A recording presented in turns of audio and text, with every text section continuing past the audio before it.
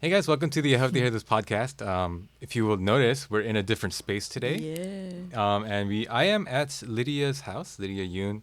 She's, actually this will come out right after your husband's episode. So Oh, yeah, nice. Okay. she is the wife of John Yoon, on Pastor John Yoon from our previous episode.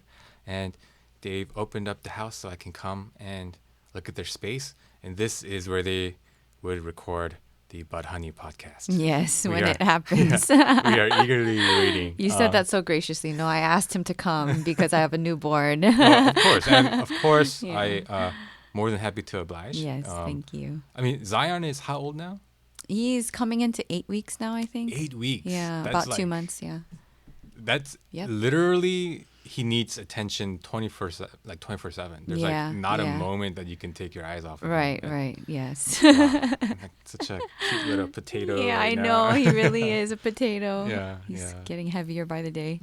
Yeah. And not only that, you have 3 daughters Mm-hmm. who are they all homeschooled right now? Yes, they are. Yeah, so she has her daughter Addie, Dessa, Maya, and now you have Zion. So I have to ask, with the streak of female, or I guess daughter, Yeah. were anybody in your family particularly relieved to finally have a son appear? Oh yeah, for sure. Yeah. I think nobody was like gonna be upset if it was another daughter, but then I think after we had the son, everybody was like, "Oh, this is great," you know? Yeah, and they were, I guess, relieved. Maybe I don't know if that's the word. It's more like, that's awesome. You know, really excited, Yeah. and then we're really glad that there is someone to carry the name Yeah. afterwards. Yeah, because John's brother is also married, but he has 2 Yep. daughters as well, right? Yep, So literally and the whole family was daughters. That's exactly correct. And I have a sister who has also a daughter. So it's Oh, like, that's, wow. yeah, that's it.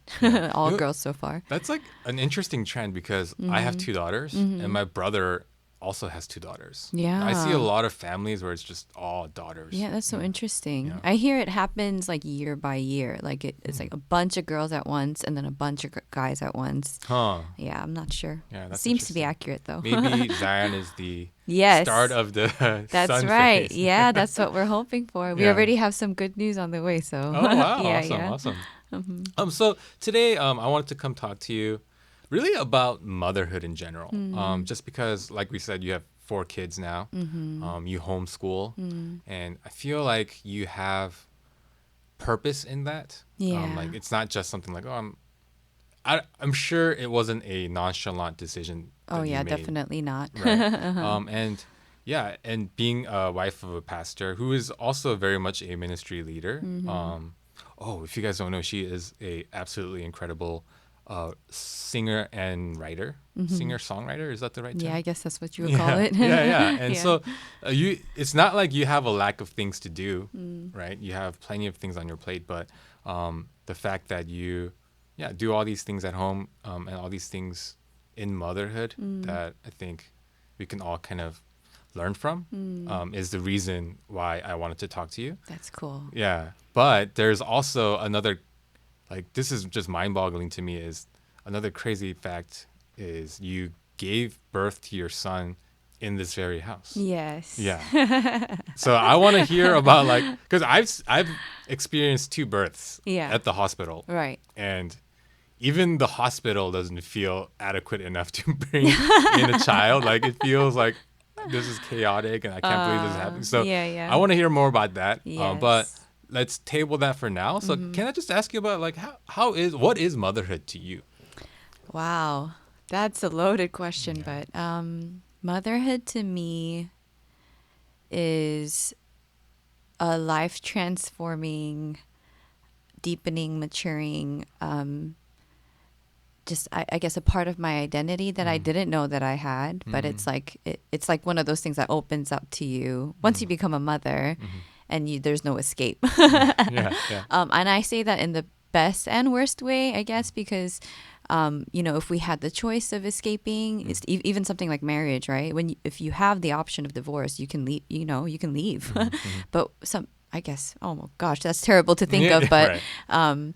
but in motherhood, I think there's such a grace to enter into things and kind of be forced to face things, and that's actually a grace. It's not like like punishment or torture. But it like, yeah, it just deepens everything. Everything means something. And it's so deep that I can't find words for it right now. But yeah, that's what it's been for me. It's just life transforming with every child too. It was, I think the first one is always the most, dramatic change, and obviously like nose diving into that season as a woman and a mother. But with each child, it's been life transformative for me. Yeah.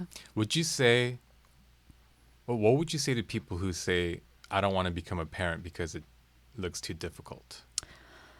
I would say even the billionaires, right? At the end of the day, like I've heard kind of like the really morbid, like last words of people. It was like a blog or something. And their greatest regret is not being able to invest in their families and like building and leaving something, because that's literally what you're going to leave, your legacy, your children. And I think that's going to be the greatest regret or the greatest joy, like at the end of the day. And then if you want to go even further, it's beyond this lifetime, right? I think it's so mind-blowing that like we can create eternal beings. Like they're gonna live forever. You know, that's like huge. And to think what their lives are going to reap, both again in this life and the next, and just like ongoing, like the children that's gonna come from them. We're literally creating like destinies, that goes on forever. So this is going to be a kind of a sidetracking question, but I've always thought about this.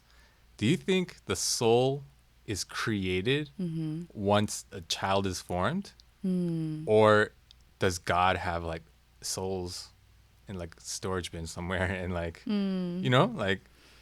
Interesting. I imagine it to be like baking, like in his mind. Like he, puts different ingredients, personalities, things together, and yet he's always known them. It's one of those like both and crazy, mind-blowing, I don't understand really type of thing.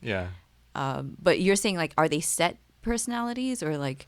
Yeah, like do they exist? So like a child that I might have in the future, do they exist right now? Their soul exists right now somewhere. Technically, right? Because if God is outside of time, then he already sees it in one snapshot. Right. So, I guess then the better question would be like, does he have a soul and then he like injects it into the child created, or like as the child is forming, God creates a soul? Again, because he's outside of time, it's like all at once. And it's already been done and happening at the same time. Right. I have no idea. But just even pondering that, it's like mind-blowing. It really is. And I mean, I don't want to get too deep into this because it's a super hot topic, but hot topic, controversial. Like the whole Roe v. Wade thing just got. I see. Yes. I don't know if it officially is overturned yet. Yeah. But there was a document leak stating that. Which never has happened before. Yeah. Just for some reason they wanted to blow it out there. Yeah. So it's like there's so much speculation on like why even that leak happened and all that. But we can get into it if you want, but I feel like that conversation would be great on the Bud Honey podcast. Yes, right? I know you were trying to. So I'm gonna. David's trying to get us canceled. No. That's your secret agenda. I think a model of how to have, because there's no way that everyone is pro-choice or that everyone is pro-life. Right. So in that dynamic, there's gonna be disagreements. Yes. And so we need just a model of how to disagree in an agreeable way, in a civil way. So that's why I'm putting it out there. Yeah. I thank you for the challenge. So I'm gonna be looking forward to that. But motherhood. I like as a father, I think I can relate to some of the things you said earlier, like life changing, and like for me, I think the biggest thing was it really helped me understand. Not fully, but more closely, the love of God for me. Like it's like mind-blowing. If I can love this child this much, like I wonder how much. Like I can't even imagine how much God loves me. So that in those aspects I can like understand. But as a mother who like carries a child that's forming in your like stomach, Yeah. like how does that take a toll like on you mentally as you're like going through the 9 months or? Oh, yes. I mean, I tell everyone like I'd rather give birth to a baby 10 times over than like carry for 10 months, Yeah. because it's such a long time. And then with each child, it does take a greater toll, I think because, things are already kind of like stretched out, and messed up, and you're just kind of piling on top of that. Yeah. But it is special. I mean, like to be able to host a baby and feel like what he feels in a sense. And, they say even like emotions are connected. Oh. And that's why like Koreans are they like, oh, 이쁜 것만 봐, right? Oh, Look only yeah. at the pretty things Yeah. and eat only delicious Yeah. things and like all that stuff. But Only happy thoughts. right, Yeah. right. And I do believe it, spiritually speaking too. I mean, everything's connected, but yeah, there's nothing like it. I think that waiting is really transformative because it just, nobody likes waiting, but in it, like so much work is done, I think, internally. Yeah, and just like growth, Yeah. even spiritually, in many different ways. I don't know. It's just it's so much that I don't know how to like where to start, but all of it is beautiful. It's worth the price, Do you feel like a bond is formed even in the womb? Oh, for sure. Yeah. In like what ways? Is it like the moments that you feel the baby moving and like, or like do you just because so again, I have two kids. So when I see my kids get born, like if I'm being really honest, and this might sound horrible, the moment I see the baby, like I'm like, oh, this is so precious. Yeah.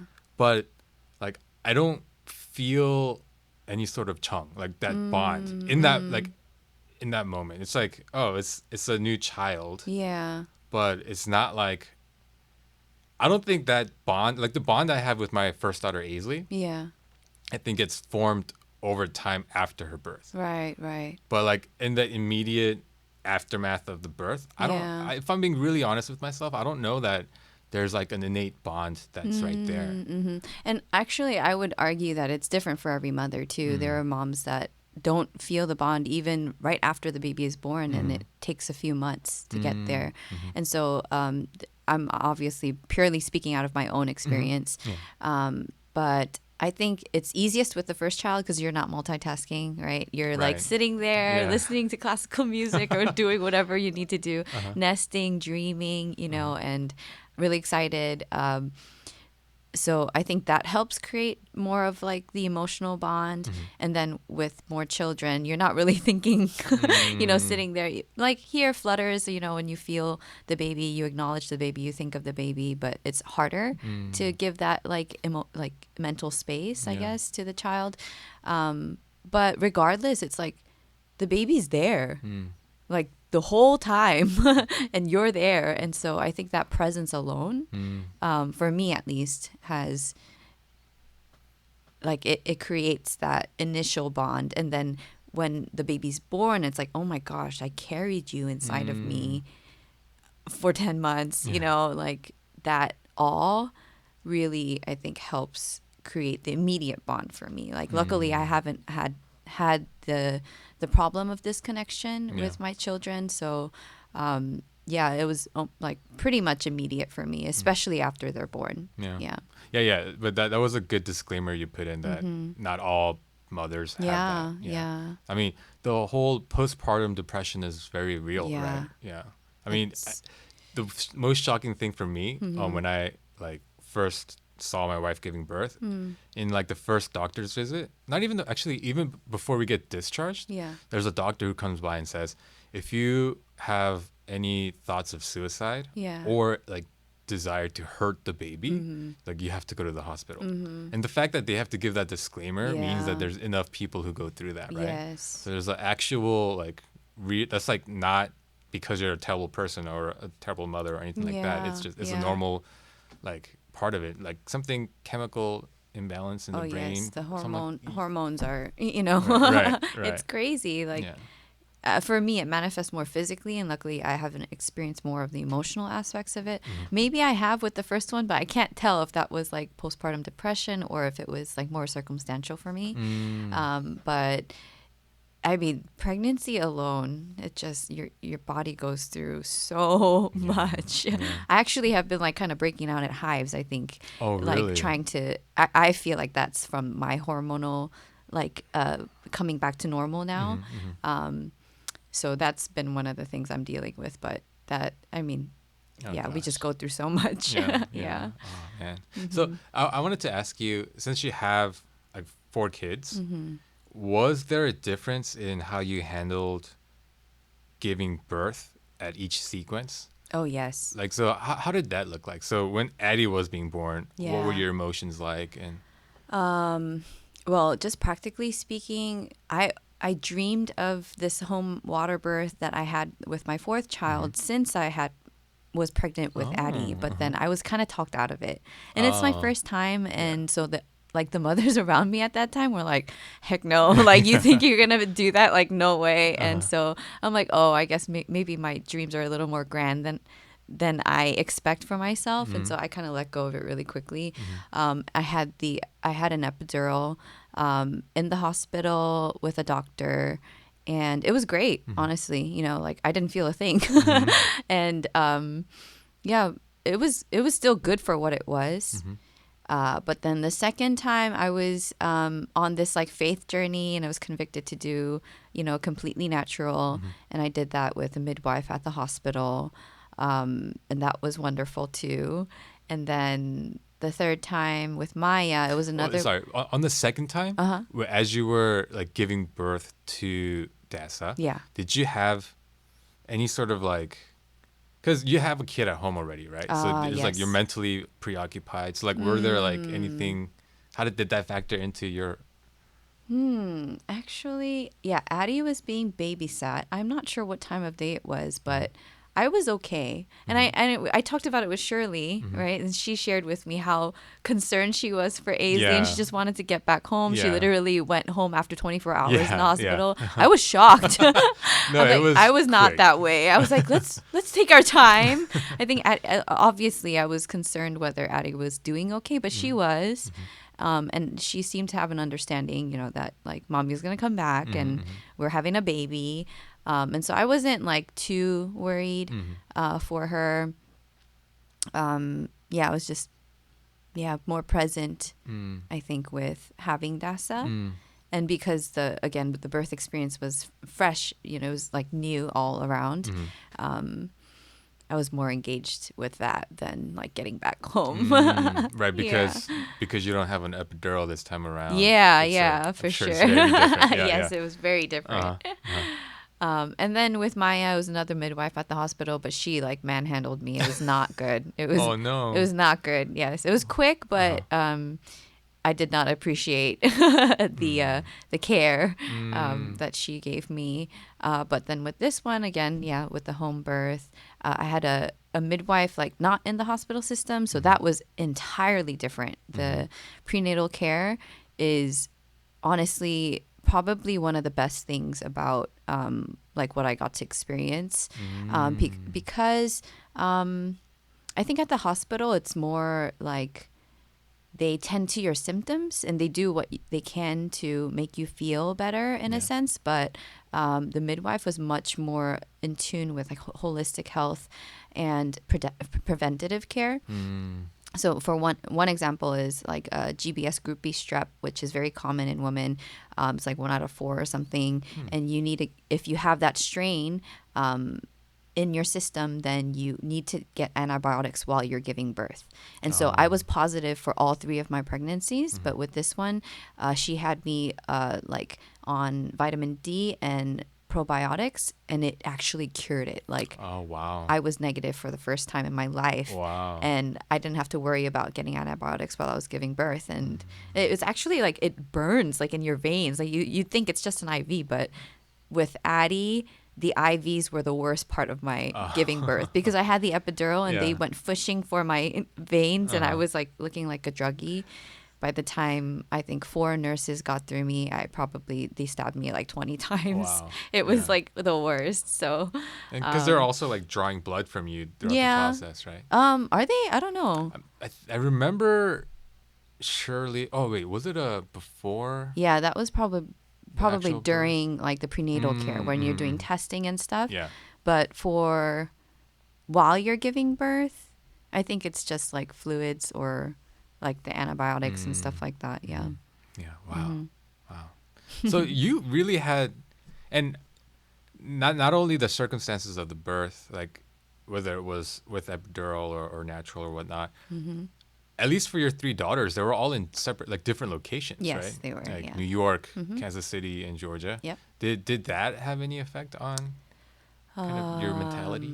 In giving birth, yes, Yeah. because of the people that are there. And so again, New York, I was, influenced by the common, I think, even outlook on motherhood was so different. The mothers around me at that time, like, they always complained about how terrible it was and how much they wanted to go get back to work, and how much of a relief that is for them to just get a break. And I totally get it. Like, there's career women out there, but that's definitely not my starting point. And so that affected my decision on how to, have the hospital birth. And then getting the epidural even was highly encouraged by that circle of mothers. And then with the second, Kansas City is like as granola as you're going to get, there are moms, I would say like a minimum of 4 children and then maximum of I've seen up to 12 stick figure families, just going on and on. It's just church fans, and that helped me to be introduced to this whole new world of, home birth, first of all, the concept of it, and then all the knowledge that is connected to that. And then it was a highly spiritual community. And so, aspects of faith, like a supernatural childbirth. There's a book called Supernatural Childbirth that actually I was recommended when I went to a visit in Bethel Church in Redding, California. And then when I came back, I told my friend, oh, this guy prayed this over me, and then he recommended this book to me, and then she literally got it off her shelf and gave it to me. And that's how I was introduced to this whole concept. And so that was huge. And then in Georgia, since I already had that introduction, I just knew I wanted to do natural. There are also natural reasons for that too. I had a spinal headache after my epidural with Addie, my first child, and that lasted a week, and it was terrible. I couldn't it was just a splitting migraine, nonstop, just for a week. So yeah, definitely. I think the culture of where you are definitely affects and then your access to that type of information. With the last one, I got more resources involved, and so I was able to actualize what I believed for in my second birth.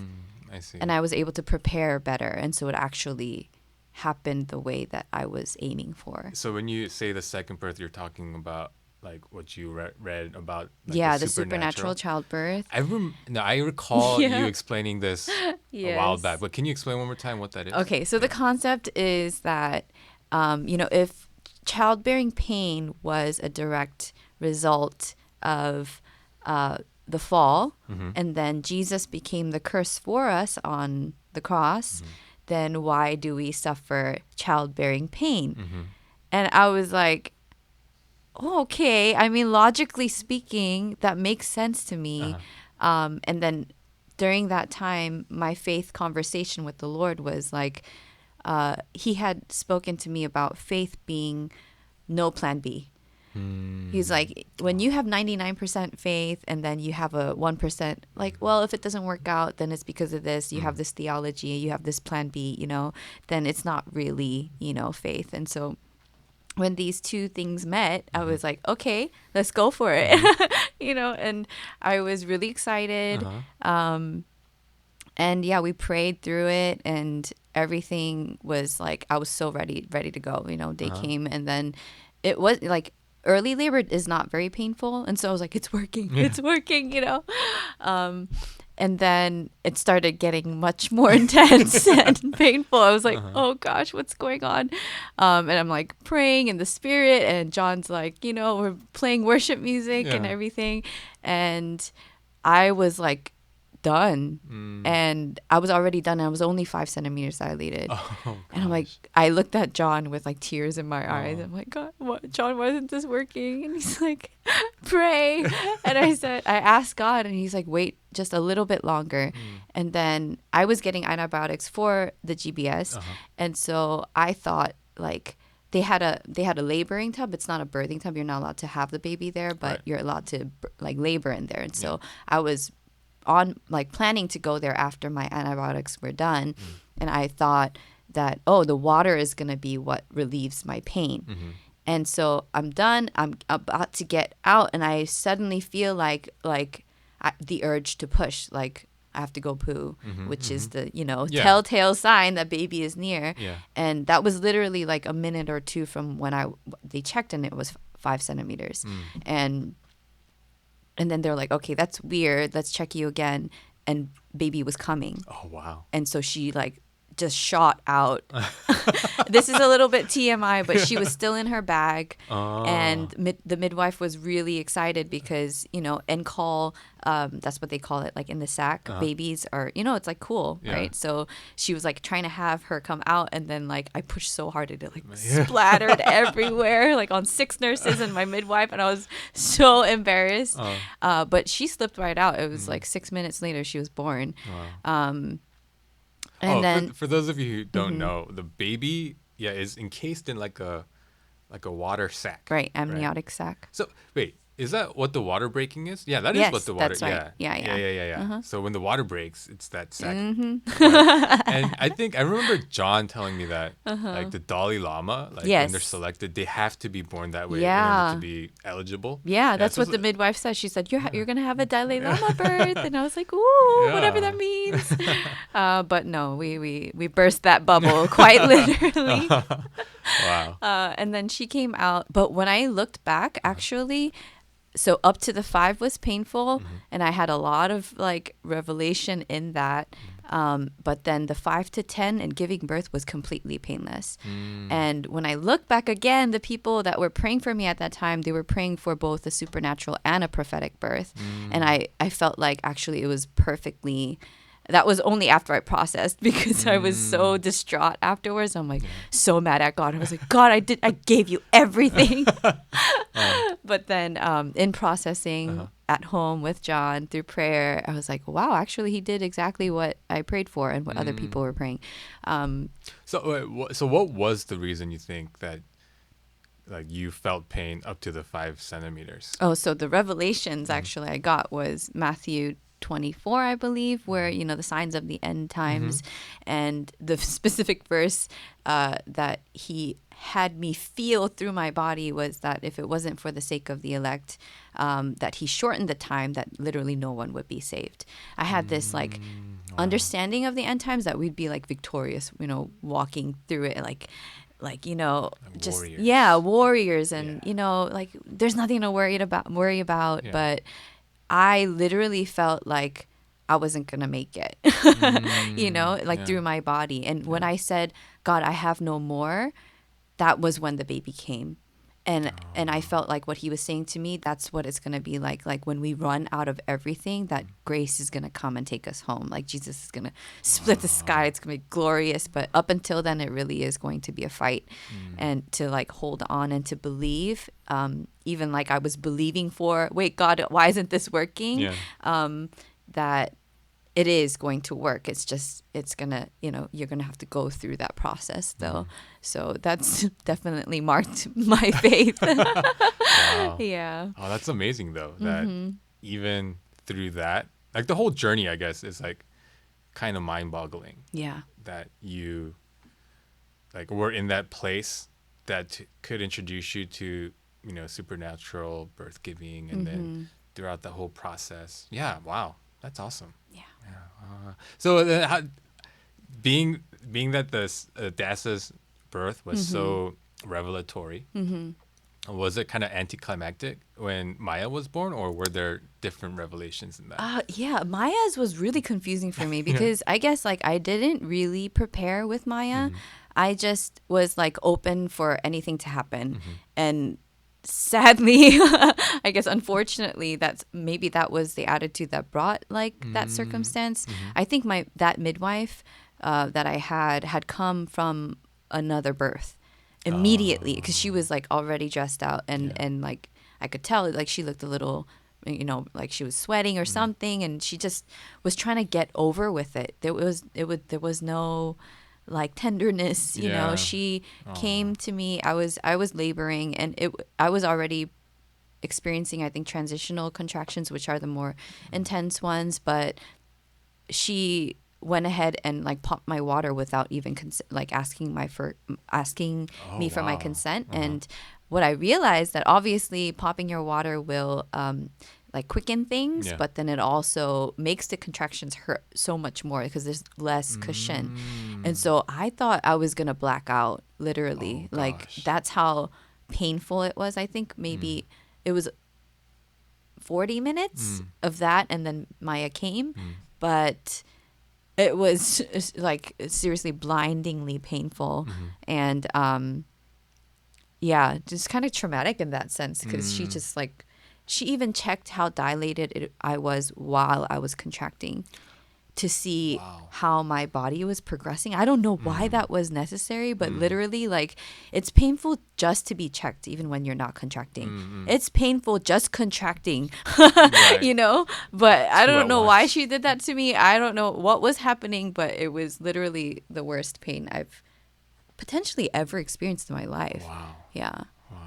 Yeah, and so that just of your kids, Maya was a little bit bigger when she was born, right? Is that right? So everyone was progressively bigger except Dasa. She was the smallest. So yeah, Maya was 7 pounds and 3 ounces, and then Zion was the biggest. He was 7 pounds and 15 ounces, so just short under 8 pounds. So like your birthing journey up to your third child is like very mixed bag. Yeah. So then, given all of that, like if I were you and I had come off of giving birth to Dasa, I think I would be very open to like home birth, right? Because like it was like a pretty good, and like you had all these revelations and like a good process, right? But Maya's birth, it sounds like it was like one of the worst. Yes. So how did you like, or were you in making the decision to do a home birth for Zion? Was it like, I need to consider this? Let's see. So, yeah, there's a long story there too. So before Zion, I had the pregnancy and we miscarried that one. But so even the process with that pregnancy, it was so like divine for me. There were like dreams. My sister-in-law had a dream, and then literally and then I had a dream that morning that I was pregnant, and that's what got me to ask John to go get a pregnancy test. Oh, wow. And then I was confirmed positive. So, and then 3 days before I found out I was pregnant, I randomly researched the midwife that was recommended to me. And at that time, she was only servicing Marietta. But then when I looked her up, this was before I found out I was pregnant, right? Like she had just opened up an office here in Lawrenceville because she moved. Oh, wow. So I'm like, oh, this is wonderful. Like my next pregnancy, I'm gonna, ask her. And again, I think I was coming back into it because of where my faith journey was too. I was just beginning to believe again, God again challenging me with those things. I think it had to do with like believing for dreams. Yeah. And so that's like one of the things, right? Like the home birth, and all of that stuff. And so I reached out to her at that time, and she actually walked me through until I miscarried. And then, and then I reached out to her again halfway into my next pregnancy with Zion. So I was seen at the hospital up to week 20, and then I transferred over to her because one of the things with the midwife that I like, there aren't many ultrasounds that she does, but with the hospital, you know, it's like earlier on you get a good amount, and so I just needed that kind of peace of mind. Right. So that's kind of, I don't know if that answered your question, but No. But I'm sorry. I know we talked right before about that, but like just talking about the births, I was like, oh yeah, 4 kids, but yeah, Zion's a rainbow baby. Yes, right? he is. Yeah. So I mean, like, what kind of toll does that take on a mother who? Oh my gosh. I can't even imagine. Yeah. I mean, John and I hit on it in it was the last podcast that I think the last episode that we recorded with But Honey, talking about grief and hope. And again, like the grief was so deep, not just because of like losing a child, but because of so many promises that were linked to him. Like, again, it was such a good setup, right? And it looked like, wow, God, like you were really making a way. And then like so much like question marks, right? Confusion. Left. Yeah, confusion and a lot to just process through. But miscarriages are very common. And in that way, I think I was really thankful to be able to connect with other mothers that have gone through it. But I mean, emotionally, obviously, it's like very difficult. But I didn't realize how physically like difficult it was. For me, because it was a missed miscarriage, which is like when you have had the baby, even though it was, you know, not viable. Like if you continue to carry for, I think, over like a month or something, it's like a missed miscarriage. So I actually went through everything naturally, which took a course of like, I think like 2 months. Normally, like not normally, but you have the option of doing a DNC, which is, you know, same thing as an abortion procedure. And like they clear it out for you. And that's very just like, you know, that day. And then, you obviously have to recover from the procedure, but it's done. But then for me, it was literally like a slow everything, like I had contractions all that time. I was bleeding all that time. And then the time when like my body really passed everything, it was like giving birth. The pain of those contractions were so intense that I was taking like 8 to 10 Advil a day. Like it was, just really physically painful. I didn't realize. And that's me at miscarrying early, you know, but, you know, moms that go through it later on and then like stillbirths, like it's just, I can't imagine what that's like. It's really, really terrible. Yeah. Oh gosh. So, but I'm sure with Zion, it was like even more hope in like when he was born and all that, right? Yeah. I had such a solid group of moms around me, you know, like during that time, and just our community, they really surrounded us. And so actually we got pregnant like 3 months after the miscarriage. Oh, wow. Yeah, so it was very quick. And of course there was, you know, anxiety in it that I had to work through, but God really brought me to a really, really good place. Yeah, and I think, again, he did so much more than just having to do with the pregnancy. He taught me how to like lean on people and him in a very practical way. Like I think being helped is harder for me than helping, and I think that's the case for a lot of people. Interesting. I think that's just general, maybe like Korean thing, like 부담 주지 마, right? Don't be a burden to others. But then Galatians 6:9 says, you know, bear one another's burdens and thus fulfill the law of Christ. Like literally, like bearing one another's burdens is not just being willing to carry someone else. It's willing to let someone else carry yours. And I actually didn't know that I was not willing to do that until I went through something like that. And so God really worked so much, in that season. Yeah, I remember watching I think when I watched your gender reveal on Instagram, it was when I found out you guys were even pregnant. Oh, wow. Yeah. Oh. I mean, because it was like yeah, I didn't put pandemic. out a lot at all. Right. yeah. But I think I knew you guys had miscarried. So I don't know, like, I don't think the topic was something we like wanted to like bring up. Yeah. You know? Yeah. So yeah, like when I saw that, I was like, oh, that's so great. And then when I saw the blue, I was like, good for John. Yeah. Like, finally, yes, he's I'm getting happy his son. for it. Yeah. So then, let's get into the juicy part. Yeah. I don't know if I want that imagery, but like, sorry. Too literal. With home birth, like, Yeah.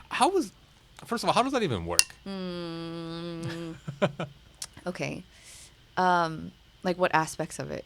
Like Like setting up and. So let me ask, where does it take place? Does it have to take place in like a bathroom or in like the bedroom? That's up to you. Yeah, Anywhere? you can do whatever you like. I guess if I had the master, I might have done the master bedroom. Like if we had a master bathroom, I think I may have considered just birthing in the tub. But my midwife actually just lends out her birthing pools to her clients. Okay. And all we need to do is get like a liner over it. So what we did was I chose the kids' playroom, which is upstairs. And then we cleared that out. You saw the mess of a toy room that the basement has become because we brought all of that down to the basement here. And then we set up the birthing room there. So when you do a home birth, is it always in water? No. No, it doesn't have to be? No, it doesn't have to be. Okay, but I always wanted a water birth. So. Gotcha. Yeah, Okay. yeah. So you are set up with like a pool. Yes. And you're just in the pool. And from what I remember very clearly, there's a lot of like fluids and blood and stuff. Right? Yeah. So is there, you just have to like deal with it, or is there something that like... So let me show you my setup first. Okay. This was one of the most like I don't know, enjoyable parts of this. If you're watching the video. Yeah. I loved that we were able to like decorate the room to what we wanted, you know, and like the cards hanging are these like birth affirmation cards that I'll talk about later. But so if you're going to birth in the pool, that's actually best case scenario because they clean it up themselves. Like the setup, John had a lot to do with it, but the cleanup was like they just handled everything because they know they have a sump pump. You put a pantyhose over it, so it takes out all the liquids, and then the liner you just wrap it up and you toss it. So it's like they do all the cleanup afterwards. I loved the team like when they came for like a home visit right before the birth, and they're like, when we're done. There will be no trace of a birth having been done here except with the baby in your arms. Yeah. So I was like, I love that, you know, because John was so worried too. He was like, how do we clean all that up? Yeah, John's like kind of OCD. Like, so there's a team. It's not just a midwife. Yeah. Okay. So she had two others with her. Yeah, and her assistant, she was very handy. And like they have like these competitions amongst each other who can fold up the birthing pool the smallest afterwards and stuff like that. So I mean, they really did so well. Yeah. So I'm just the only birthing location I know of is a hospital. So like the things that I know that happen are they're monitoring you and the baby like the whole time. Is that something that happens in the home birth as well? So they do something called heart tones, which is I guess you would call it a sonogram, right? Where they hear the baby's heartbeat. Yeah, they check every half hour, I think it was. They were doing that, and then mainly earlier on, it's just they let me labor the way that I want. They will. There's like enough space on the floor, or there's the bed, or there's the yoga ball, and then different positions. They had given me like a little pamphlet of like what your birthing partner can do for you while you're birthing or laboring, and so all of those things were very helpful. And what I really enjoyed like being outside of the hospital setting because you can do what you want, you know. Right. Yeah, you don't have to be sitting or whatever it is.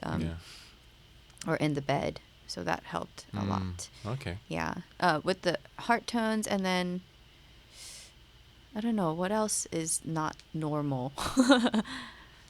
So with Shirley, it was they monitored the baby, but they were also monitoring her like contractions. Yeah. Yeah. Does that you guys said too? Contractions, not so much. I think they would just ask me here or there, like, oh, how often are they coming?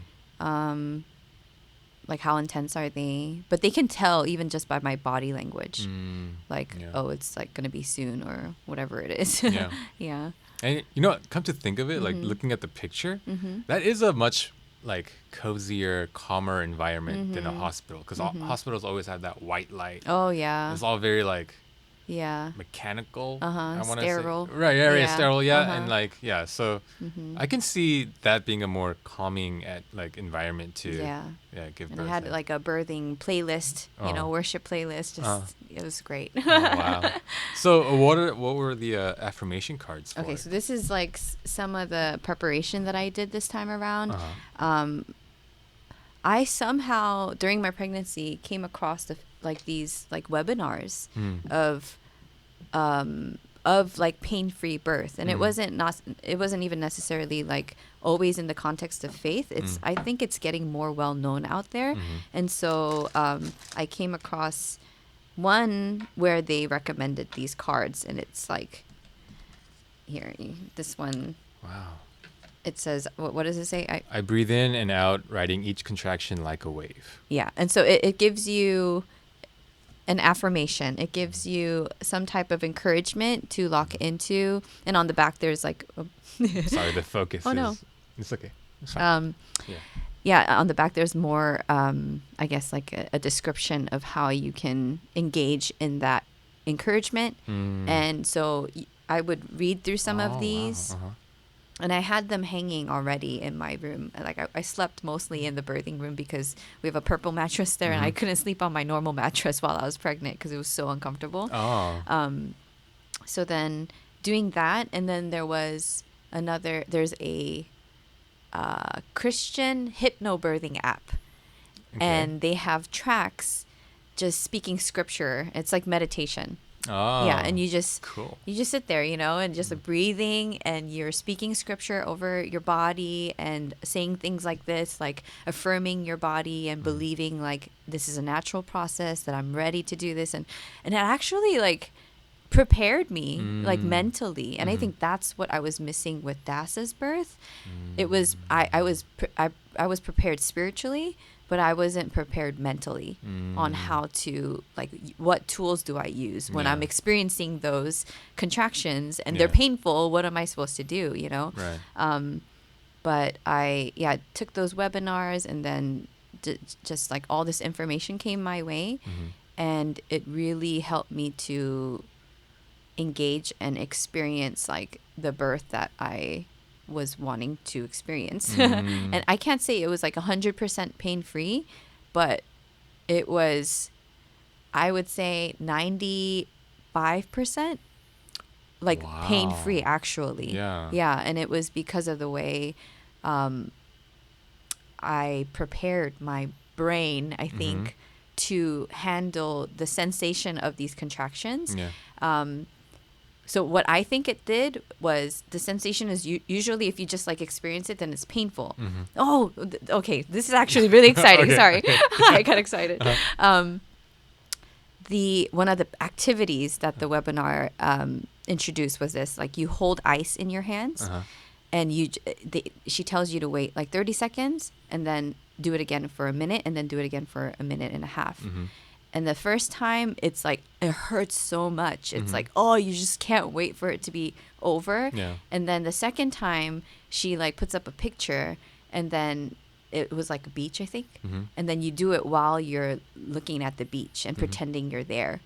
And actually, like, you don't feel this as much. And I was like, oh, this is the way. Okay, but then I didn't do it like that. I didn't like envision stuff. I just engaged in the sensation to be productive movement, and it was more of this feeling than it was pain. And so what I realized was like when you remove the fear factor of what you think this is going to be, it really is just a feeling and productive movement for your baby to, make its way out. And that's how I felt it for the most part. Yeah. That reminds me, when I was in youth group, we had a 전도사님 who was a career army guy. And one of our like Friday night activities was he had all these buckets of ice water outside. Oh, yeah. He said, go inside. You're going to stand in there for 2 minutes and you need to overcome it with prayer. Oh, wow. If you pray hard enough, it's not going to hurt. I think he should have given us a little bit more context, but like I think that was That's a great activity. Yeah, I think it was Yeah. people were like, oh, like some people were like it actually worked, and other people were like that didn't do anything. So it was like, but I guess like kind of in the same vein, because I know that's how Shirley did her births. Yeah, because she didn't do home births, but she did it naturally with that epidural, and she really mentally prepared herself. Yeah. To understand what the sensations were going to be like, and like in your way, like of thinking, like knowing that these contractions are a movement for the kid to come out and stuff. Yeah. So that's very interesting. That's an interesting exercise. You guys should try that. Yeah. If you guys are listening. Yeah. Yeah, it's surprisingly effective. So after the birth, like, without being too graphic, like, is it like Zion just like is like floating there, or Okay, like? so I was on my knees hanging over the tub, and so he came out backwards, like, and then my midwife pushed him towards me, and I picked him up like this. Oh, Yeah. okay. So he doesn't really go in the water. He was in the water. Oh, so you're submerged in the water. Yes, I'm submerged in the water I because see. I was in the pool, and then the pool's actually pretty deep. So even while I was on my knees, I would say my hip down was still in the water. So he came out, and then he just like that. She's like, pick him up. Oh, wow. I picked him up, and the cord was really short, so like I'm supposed to stay there for a while. But then they had to like start taking water out because like I was supposed to put him on my chest, but the cord was too short, so he was like down here. And then I remember them just like trying to take the water out so that we could just like hang out for a little bit. Yeah. Do you think, because there are people who say doing water birth is great because good transition from water to water. Yeah, water to water. Yeah. Is that like real? I think so. Yeah, I've seen so many birthing videos that it became like a hobby. But then I've seen like them even just leave them in the water for a good bit because technically they're breathing through the cord still, right? They haven't taken their first breath yet, and so they just like let him let him hang out for a little bit and then just like really gently take him out. And so I think it's fine. Oh, wow. So yeah, that's it. I would say the water is most helpful for the mom because so as soon as I was contracting, and what I realized though was that I took a shower and then my contractions stopped. And so it eases the contractions, but it also can relax you so much that it can like delay it. So then I tried to labor as long as I could outside of the water before getting into the pool. But as soon as I got in the pool, it was amazing. It feels so great. Like the pain is like, it definitely lessens the intensity of the contractions. Also being able to maneuver your body, like it's anti-gravity in the water, like even sitting in the water feels so different like than sitting on the bed because like there's like weight lifted off of your just yourself, I guess, and just being able to move like freely. It was wonderful. I just loved the water. Wow. And I guess some of the cleaning happens as the baby goes in the water, right? Because as soon as you give birth, both my kids were they look like zombies in like the amount of blood that's like all over. Yeah. So I guess was that a part of it? Yeah, I mean like it washes off like pretty quick. I actually lost a good amount of blood. Oh no. So then she gave me like a shot of Pitocin, which I'm glad they're also like equipped with. Apparently the Pitocin helps stop the blood, like some of the hemorrhaging if there is any of that. So then after that because of that, they like clamped, because usually they also leave the umbilical cord to drain. Mm-hmm.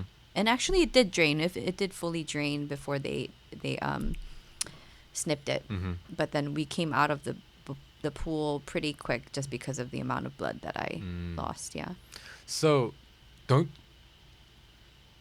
actually, I don't know what happened with Kaylin's birth. I don't recall, but with Aisley's, I remember Shirley gave birth to the child, and then the doctor was like, "Okay, you gotta push again, because for the placenta." Yeah, yeah. So like, did you do that in the water as well? Or? Yeah, I did. Yeah, that came pretty quick too. And then I don't know how you're gonna feel about this, but they made a placenta smoothie for me. Which is not what you think. It's just a fruit smoothie with like a maybe 1 by 1 square of placenta in it. I'm glad you explained that. Yeah, I was thinking of it's something gross, much right? different. Like the whole thing in there. Yeah. And I guess most people don't know what a placenta looks like, huh? It's like huge. It looks like what I imagine, like an organ to be. Yeah. It literally is actually the only disposable organ that like your body can create, like a woman, right? It's a huge sack. Like a big liver or something. Yeah, it looks like a liver, Yeah. kind of, I guess. I don't know what a liver looks like, but... This is what I imagine yeah, a that's liver what would I imagine. Yes, me too. Yeah. So they just like snipped a little piece of it, like cleared the blood Yeah. off of it, and then put it into a fruit smoothie. You drank it? I did, yeah. Oh. It didn't taste like anything but a fruit smoothie. Yeah, because it's so little. And then I did encapsulate the rest, actually, and I took it for a little bit, but I didn't finish it. So encapsulating, I've heard of this. Is it that's where they make it into pill form? Yes. So that you can, like, vitamin kind of thing? Yeah, basically they I forgot what procedure my midwife used, but it's like dehydrating it or something like that, and then they grind it up and then they put it into these gel capsules, and then it's supposed to help with your recovery, especially on the emotional end. I heard like it's really good for preventing postpartum depression, and then like helping you to regulate hormones, energy level, and so I don't think I really needed it, but John was like, if it's good for you, just go ahead and do it. Yeah. And so I was like, okay. Yeah. That's wild. Yeah, it is. I know. Wow. Like some people out there, they're like, that's kind of disgusting and crazy, but I do hear. I mean, it's like all the nutrients that a human being has needed to create its body. So I mean, I'm sure it has to be good, right? All right. the We good are nutrients. actually the only mammals who don't consume our placenta after giving birth. Every single animal, they eat it right after. Wow. Yeah, I mean, one of my friends in Kansas City, her husband actually cut it up and like stir fried it. Oh my gosh. Wow. So I'm like, that's next level. I heard even like you could do like placenta lasagna or something stuff like that. I'm like, I'd rather do something not, like savory like that. Like a pill, I can kind of understand. but, like, Yeah. Actually cooking it, wow, that is next level. Wow. Okay, so I'm glad I talked to you about this because my notion of what a home birth looked like was much different. Because I thought it would be like one midwife, and she doesn't really have a lot of medical equipment. I see, yeah. And so like when you said that she gave you Pitocin, that was surprising. Right. Yeah. And so like doulas are one thing and then a midwife is another. But the midwife is really like you need to go through so much more schooling. Right. And they're really there as your like, medical, like they have to know that stuff. And like, they're prepared in that way. Yeah. To even make the call if they need to go to the hospital. Actually, the 2 clients that she had right before me that gave birth had to go to the hospital, and so she was like, Lydia, please, like, you can do it. Break the trend. Yeah. I'm like, yes. Yeah, so it was great. I mean, and then like everything you need in terms of equipment, she had on her site this like birthing package, so all you had to do was order that and everything was there. Yeah, so it was pretty simple. I mean, John had to do a lot of the setup Yeah. in terms of like blowing up the pool, and then like attaching a hose to our shower head that will fill the pool. Oh, right. And then since we like literally like redid the room, there was a lot there that John had to do.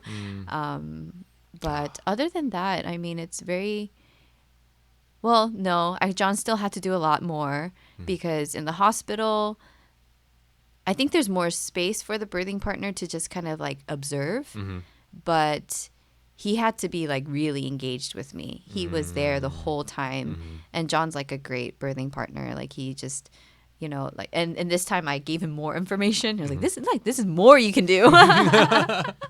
Yeah. Like certain, like pouring water on you feels good, or like hip squeezes. There are certain positions, and so he was very involved.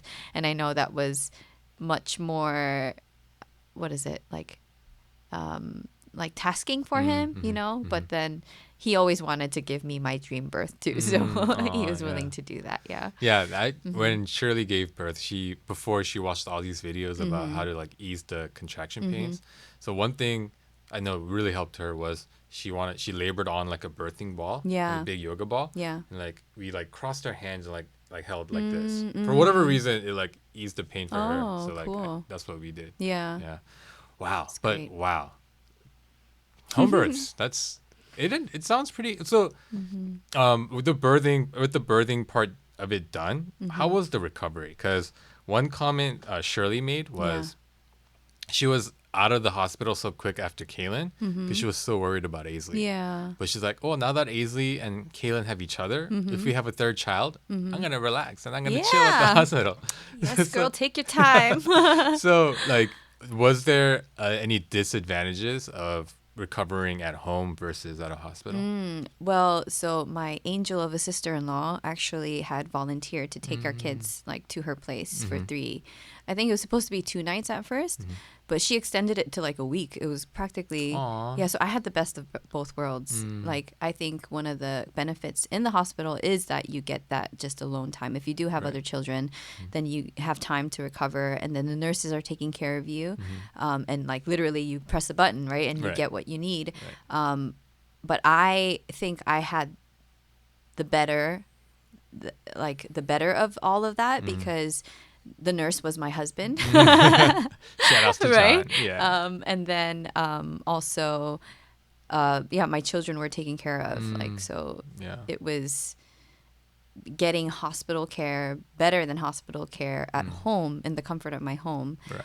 And so circumstantially, it's just like we were just so blessed. But I know that that's not the case for everyone. So that definitely is something you probably need to plan for, or just consider the cost for, I guess. I know like a lot of the birthing videos that I watched again, they actually wanted their children to be around. And so I've seen really beautiful videos where like the children were a part of it. Like there was one where the son was like reading the birthing affirmation cards to his mom, and it was so beautiful. Yeah. And even just so the son is at the present for the birth. Yeah. Wow. Yeah. Yeah. And then I see how it affects the children too. That it normalizes it for them. And then even whether it's for a son or a daughter, it's just it removes just any like the stigma. Or the fear. Right. Yeah. Oh yeah. And being able to witness your sibling literally from the moment of their birth. Yeah. That's got to be special. Yeah. Aw. Yeah. Wow. So, well, actually, it was a midwife and a doula, right? Yeah. If you want more information about the differences, there's a excellent podcast called When I Grow Up. Blair had a midwife come on and great plug. Yeah, yes. They had that whole conversation of what the difference is. But you were also on the podcast When I Grow Up talking about homeschooling. Yes. So using that as a segue, I wanted to talk to you a little bit about being what it's like being a homeschool mother, homeschooling mother, especially because you homeschooled, sent your kids to a school for a little bit, and then you also homeschooled again. Yeah. So I just wanted to understand what is your I guess, motivation behind homeschooling, and I mean, any like considerations that go into that, making that decision, and like, what was it like when your kids were going to school versus when you homeschooled? Yeah, wow. I just had like a whole flashback of like the entire journey. But Addie was 3 when I started, and I was in Kansas City. Again, that's like the best, like community and culture to be in. I was introduced again through all the moms that were around me. And I remember like when I started considering it, I was like, there's no way that I can do this, and it really felt like such a distant like reality that I can't really accomplish. But then once I put my hand to it, it was so doable and actually helped our day rather than like exacerbating it. So at the age 3, it really is just more play, and like activities more than it is like academic. And the thing is, like as a mom, as a stay-at-home mom, you're doing that with your child anyway. And so it actually helped me to incorporate a curriculum and a schedule to fill that time rather than me like just just like I don't know like what are we doing? Yeah. So that, and then so because I enjoyed that first year so much, I continued with DASA, but then when we moved here to Georgia, when I was pregnant with Maya, I did put Addie and DASA into like a church like school program. Okay. And so Addie was in kindergarten and DASA was in the 2-year-old class. DASA didn't do very well, but Addie, she learned to read at that time. Oh, wow. And that really helped, like, again, with the foundation of bringing her back when we started homeschooling again. She actually she's just like a natural learner. And I do believe all children are. You just need to like help them cultivate the joy for learning. And that's what I talked about mostly actually in the podcast with Blair. That once you instill a joy for learning into a child, like the rest is really easy because you don't have to pull teeth, for them to like gain more information and education. And so bringing her back home and continuing, she really started to self-teach even at that time, like in first grade, because she would see that I have the teacher curriculum in front of me, and then she does her stuff, right? And so this was like when I had Maya, and so when I was busy, like breastfeeding or whatever it was, cooking for them, she would go ahead and just read the teacher curriculum and then do the next thing that she had to do. And so that was the beginning of her self-teaching, and she still does that now. We're doing an online curriculum at the moment, and so she, like, I rarely, like, almost to like guilt, that I rarely have to help her through things unless it's something that like it's new, entirely new concept that she needs just a little bit of explanation for. But the curriculum itself explains those new concepts, and she has the ability to learn through reading. And so it really has been more of a self-teaching journey for Addie from then on. With DASA, when I started, I did, she actually, like all of it was more of like my doing with DASA, because I realized her learning style was different from Addie. Addie, again, she was able to take in like as soon as she read, but then with DASA, she really wanted more. She thrived more in like instruction, but like creative instruction, which is like hands-on, tactile things. And then she learned to read, and then it's like. It's great, So how when you said DASA didn't do as well in school or the church that you sent her to, was it like she didn't enjoy it or she wasn't making progress? What did you mean by she didn't do well? She wasn't herself. And I knew this at the end of the year because I went to pick her up. This was almost like a week out before all of it was done, right? And the teacher said to me, "Oh, DASA talked in class today." I said, excuse me, has she not been talking this whole time? And the thing with Dasa is she, like, when she's in her zone, she is the wildest of all my children. And she has this, like, silly side to her, and she, like, really thrives at home. But then she clams up when she's not comfortable. And so I realized, oh my gosh, like, poor child was, uncomfortable the whole time. And of course, there's an aspect of her learning to grow out of that too. But then at that young of an age, I didn't want her to have to force, that just like her not being in her element. Yeah. And so I was glad to bring her back. Yeah. And she really, she loves homeschooling. And now she actually homeschools Maya. Oh, wow. She, so since Zion was born, I took an even more of a backseat. And I'm trying to get back into our daily routine now, but she took upon herself to homeschool Maya. And so she goes through letters, numbers. That's so sweet. And she loves it. And I see like a natural teacher inside of her. So yeah, it's been great. Yeah. It's like, this has been the easiest by far. I tell everyone, like up to 2 children is really difficult. And then 3 and on, I think the more you have, it gets easier. Yeah, because one day Maya's going to be teaching Zion. Exactly. And Yeah. I just make them food. Aw. So, what motivated you, even beside like what you went through in Kansas City and like the community around you? Is that the only reason that you went into homeschooling, or is there something that keeps you keeping on with the homeschooling? Yeah, that's a great question. Actually, we pray into it year by year, and I think that's what gives us the fresh motivation for it. Like you mentioned before, earlier this school year, we had actually put them into a charter school, and I love. This school is actually great. They have a bilingual program offering Korean, Mandarin, English, and they were doing well. But actually, so they were there for about like almost 2 months. And in that time, what began to happen, actually, our entire family life started shifting to support their school life. And what I realized was there's if not even more amount of resources and time going into them going to school as like me homeschooling.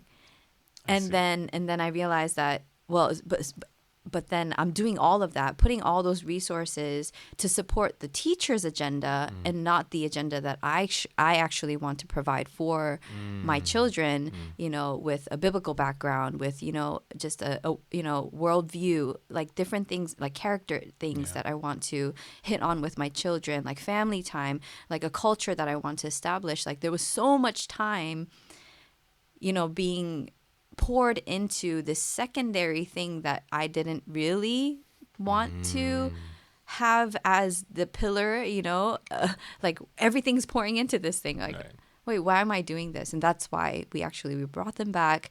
And it was such a good like reset for me and John, actually. Like John and I prayed like through it together this time. And then we got like fresh like goals and like values for our family. And it was a very practical breakdown. And so the verse that we got was, love the Lord with all your heart, with all your soul, with all your mind, with all your strength.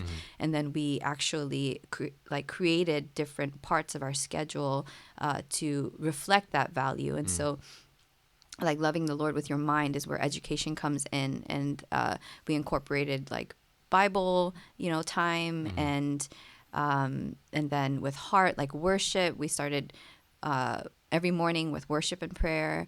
And then even the physical aspects, like we started exercising together, as a family. And then we have like Mondays set out to be our family days. And we start off the day with a date with one of our children. So if it's like, if it's a mommy date day, then I'll have it with, with Addie. We just had it with Addie this past Monday. So all of those things, it requires time and resources. And I'm like, this is what I want to do, and it like, I believe in some of what the school does, but it's nowhere near what I want to hit on together as a family. Right. And so we brought them back, and then it really gave me even more of a gratitude for the fact that like I can do this, you know, and I get to do this. And it's not like just another homeschooling year, you know. Right. And so we were really, really thankful for that reset. And we want to keep doing that actually. But just like every year, fresh values, fresh, yeah. Do you think you'll do it until they go to college, or That's why we pray into it every year. Yeah. yeah. So that gets a little tricky because if you know we do get the decision for like per se Addie to go back to like school, then I don't know if we're allowed to like you know go back and forth like that. I think actually by a certain age you just need to keep going. Right. So we'll see. Yeah, I don't know. It has been a year by year decision for us so far. Yeah. Yeah, and it sounds like it's going great. Yeah. That is awesome. And you know, not to get too controversial, but you're saying there are things like morals and values that schools try to instill on your kids, and you, as a Christian woman, might have different morals and values that you Yes. want to instill in you. Is that also a factor in this? Yes, In considering- hugely. Yeah. Yeah. It. I think there is more discipleship happening than we think in that context. It's either through, it's not just through the information that they get in their education, but it's actually through the peers, you know, and the Right. peers are the ones bringing a different culture or a different set of values from another Right. family. And all of that is mixing together. Yeah. And then the child actually is forming a worldview Yeah. from all those things. And again, there is that balance of like you don't want to keep them in a bubble though. Right. And so actually I've intentionally created spaces where they get interactions with other kids. No. But then even that for now is filtered and I think is great. I think that's good and healthy to create a safe environment for them to grow and push boundaries, but more so using the right elements. Right. You know, like they're building with good material, and you're giving those things to them like intentionally. We go to this thing called BSF Bible Study Fellowship, Okay. and it's actually available everywhere. It's amazing. It's a completely free organization where they have men's groups, they have women's groups, and they have family groups. And Cool. so there's one, the longest standing one here in Georgia is in Norcross, at Norcross Methodist Church, are the ones who are hosting it. But it's the BSF organization where we get to study, like do Bible study together. And then the children actually study the same exact chapter as the moms do. Wow. Yeah, and so that has been like a great community for our children too, like other homeschooling kids that come and Oh, that you is know great. just yeah. we can feel relieved in terms of like, oh, these are good people to be friends with, Yeah, you know, in a yeah. sense. Yeah, and then helping them to shape their worldview when it comes to things outside of those values, right? Like you still want to give them access to those things, but Yeah. Yeah, that is because that is one thing that Shirley and I are talking about when AZ turns of age where she needs to start going to school. Yeah. Like, should we send her to a private school? Do we want to send her to public school? Because I don't know. I don't think we're as aware of it when we're younger. But so much of what can be taught at schools, what can be and what is taught in schools, is based on like laws and like legislation, right? Like, I mean, the big one in like Florida recently was like the "Don't Say Gay" bill and all that.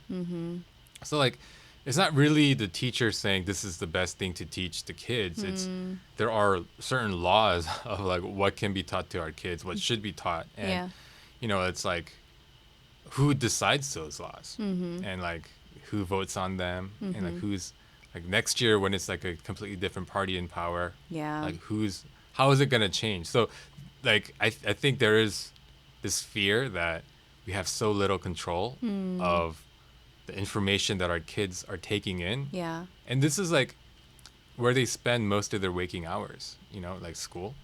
So it is nice to hear that homeschooling is a viable option. Yeah.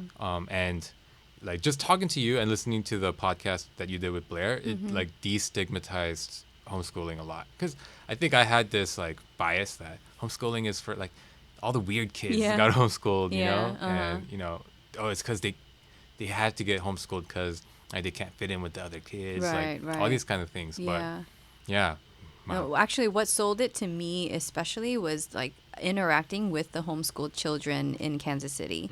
I was shocked because they would talk to me like a grown up. Like just the way that they would speak, like the way they would maintain eye contact, and even just the content of what they were like talking about. Yeah. I was like, are you, like you're a child, but again, it's the culture, right? Yeah. And it's what has been made normal for them. And I was just so impressed by the children Right. that I was like encountering that it actually, I think there was even I forget which newspaper or magazine it was, but they were saying that homeschooled children are better off now than what, you know, is typically the product of like public school or, you know, just institutionalized education. Yeah. And so, yeah, I think that was back in the day when you were like living in the countryside and you had access to no other, you know, resources or Right. people, and the family was weird to begin Yeah. with. Yeah. They were Yeah. isolated for a reason. Yeah. Yeah. Oh, so yeah, man. Thank you so much for sharing all of that. That's Yeah. I think we're pretty over time. Ooh. No, it's fine. I'm fine. Are you okay with time? Yeah, I'm good. I mean, Yes. any last thoughts? Anything you wanted to share that we didn't get to cover? No, it's just been everything has been just so wonderful, you know. And I don't say that like of course it's really hard. There Yeah. are really hard days, but I think it's just a matter of like tapping into the grace, right, for whatever season that you're in, and yeah, giving grace to yourself and the children. Yeah, it's just been a wonderful journey. And just if anybody would, you know, want more information in any of the things that we talked about, right? Like I am more than willing to share. Let me ask you one thing. This is it's just something I've been thinking about because I get the question a lot of, man, it must be so hard being a father of two now. Is something that people without kids have been saying. And my response that I've formulated is this, and I want to see if you agree with this. I don't think it's hard being a parent. Like, it's hard getting into the Olympics. Like, there's only a set number of people who can go to the Olympics. So it's like a difficult thing to do.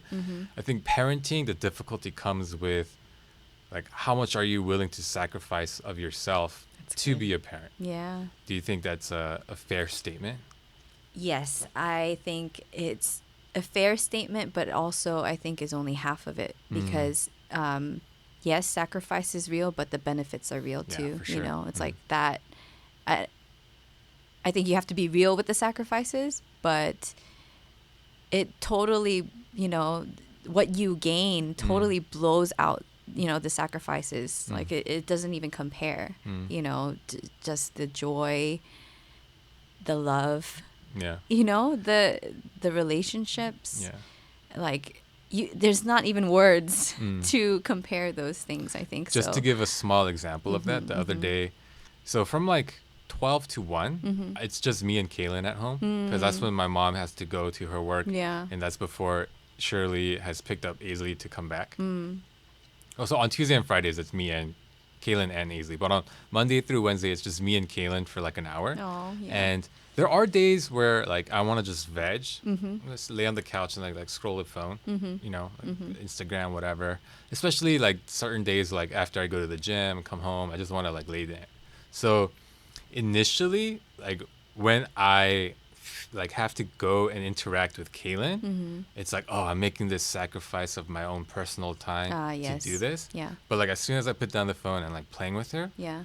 like moments later, Shirley has already come home. It's like so much fun Aww. that time passes by like that. That's awesome. Yeah. So and like, you know, like the things, someone do you know Jordan Peterson? Yes. Yeah. He's like there's this like little TikTok clip of him saying Yeah. like the first 4 years of a child's life goes by so Yes. fast, Yeah. and it's like the part that you don't want to miss. It's like Right. so special, Right. and like I can totally see that. I can't That's believe awesome. Kaylin is already like 8 months old. I know. Yeah. Maya's turning 4 in Yeah. just a few months. Yeah. Oh gosh, yeah. So it's you're right. I think the sacrifice, yeah, there are sacrifices. Like I mean, like some people have to sacrifice their careers even Yeah. to parent. You Right. know, there's a lot of different real sacrifices, but there's also such real blessing and Yeah, joy and yeah. happiness, I think. Yeah. Amen. Oh, okay. I'm glad that it's not just something I was thinking, but sounds real to you Oh too. yes, Yeah. for sure. Well, thank you so much for being on the podcast. Yeah, and, thanks thank you for so much. having me. Yeah, yeah. I love talking about this stuff. Honestly, Yeah? I can keep talking about it all day. Yeah. Yeah. So if you ever want to come back, please, my doors are open. Okay. As long as your doors are open, I can come here. I can Yes, do the whole yes, thing. yes. Yeah. And again, I want to encourage you guys, the listeners, to encourage Lydia and John to release more episodes of the Bud Honey podcast. And I think I told this to John as well. I do really think the premise of Bud Honey, like being able to disagree in an agreeable way, I think that's so important Yeah. and something much needed. It's true. Yeah. Yes. So I encourage you guys. Thank you for the encouragement. Yeah, and also another. By the way, late Happy Mother's Day. Oh, thank Yeah, you. this is like a week late, but Mother's Day. I think, Yeah. and when I think of Mother's Day, I think of your song. Is it titled Mama? Really like encouraging the mothers. Yeah. Yeah, that I'm not even a mother, but I always get touched by that Oh, song. yeah. So, guys, go look up Lydia Yoon. Is it Lydia Yoon Music on Spotify? Oh, Or is it just on Lydia Yoon? Spotify, I think it's just Lydia Yoon. Yeah. Yeah. On Instagram, it's Lydia Yoon Music. Used to be. Oh, is it not anymore? Yeah, I changed it to my name, just Oh. Lydia J. Yoon. Okay, Yeah. we'll follow her on Lydia J. Yoon. But on Spotify, go check out. I mean, just all your songs are great. I think that was when this is your second time on the podcast. The first time we talked mostly about your music. Oh yeah. Yeah, so That's right. I'm a huge fan. Have always been since then. Gosh, that was many episodes ago. Wow. Yeah. Yeah. That was like early on. Yeah, right? yeah, much That's earlier on. Crazy. But yeah, guys, please go check out her music. It'll really encourage you. So yeah, thank you guys so much for listening. Thank you for being on, and yeah, Yes. talk to you guys next time. Thank you.